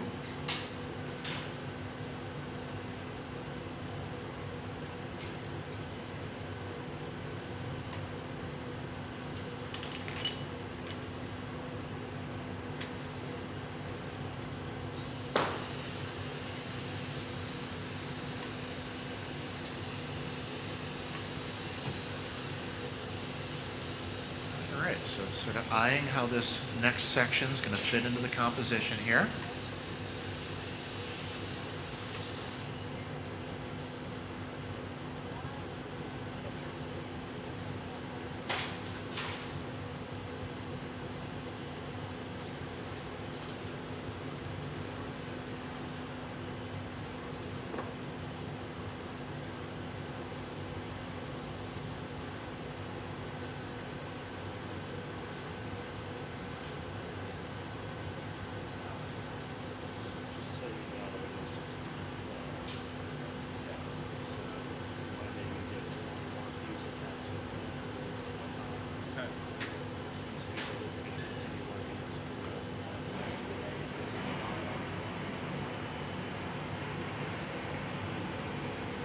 We're sort of eyeing how another section is going to be added into the composition here.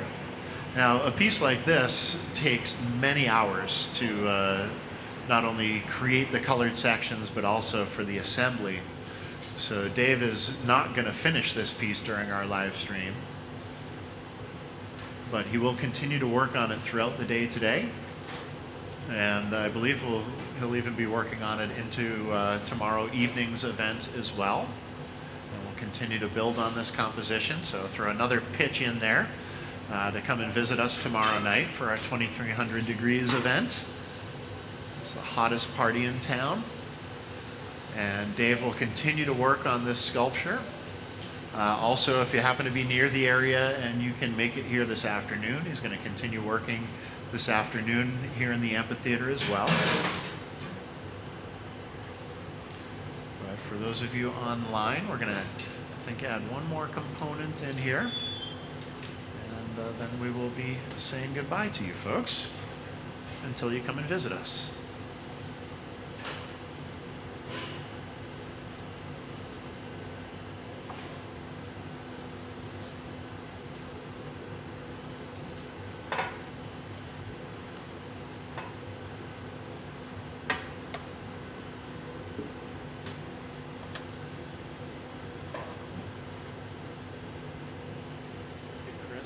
When's the first scheduled show that you want?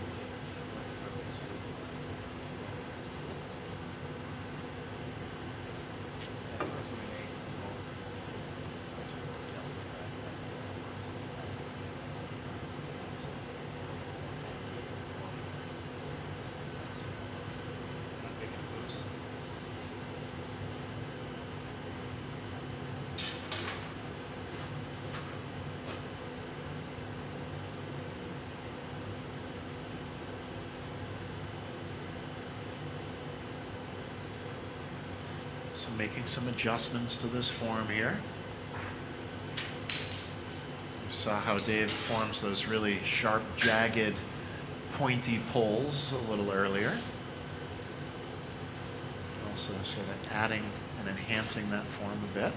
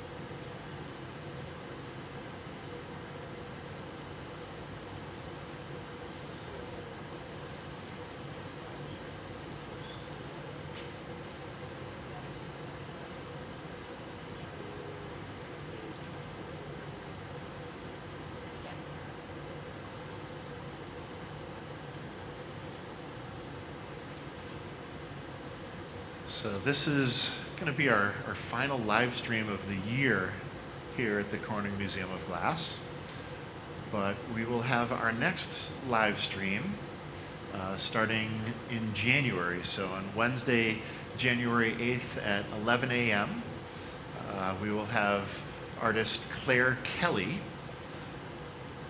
who is a brilliant hot shop worker, makes some incredible, beautifully colored forms with an interesting narrative to them. And she actually will be working what's known as effetre glass out of the furnace. A lot of flameworking bead makers tend to use effetre glass, which is the most common glass that would be used in Murano, Venice, Italy. And we don't see too many Americans working that at the furnace here in the US, but Claire has adapted that glass to her process very effectively. She really loves the vibrancy of colors that are available in that palette. So that'll be a wonderful live stream to tune into as well. So again, that'll be Wednesday, January 8th from 11 to noon.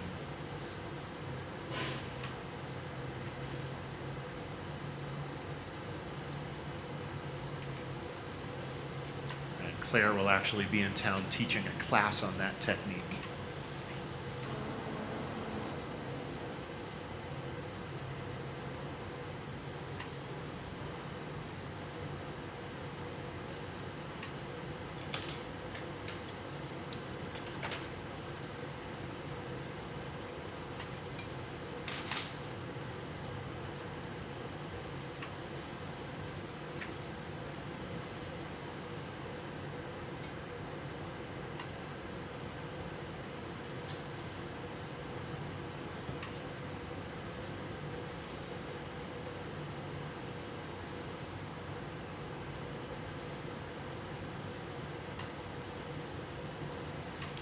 these compositions. It's really fun to see it all come together.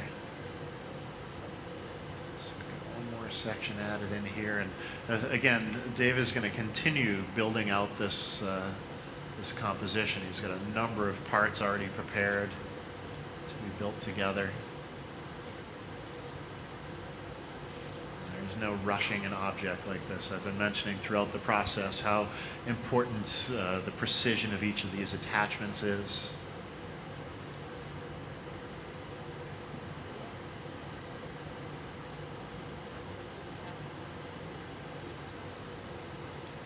And eventually, once the whole composition is put together, some of those clear rods that he's used just as bridges to hold the ends of the forms in place, those all get removed. So some of these sort of shorter connection bits, like what he's attaching right now, that's a permanent part of the sculpture. But then the longer sections of clear rod ultimately will be removed.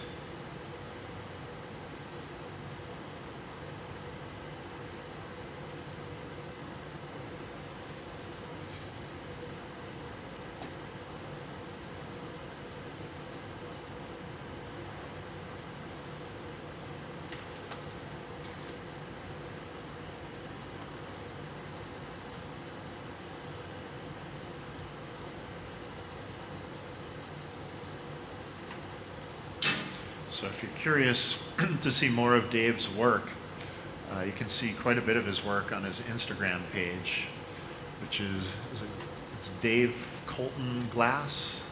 Is that correct? David Colton Glass. So look him up on Instagram. You'll see a whole bunch of his work there. Get a better sense for the finished compositions that he's put together.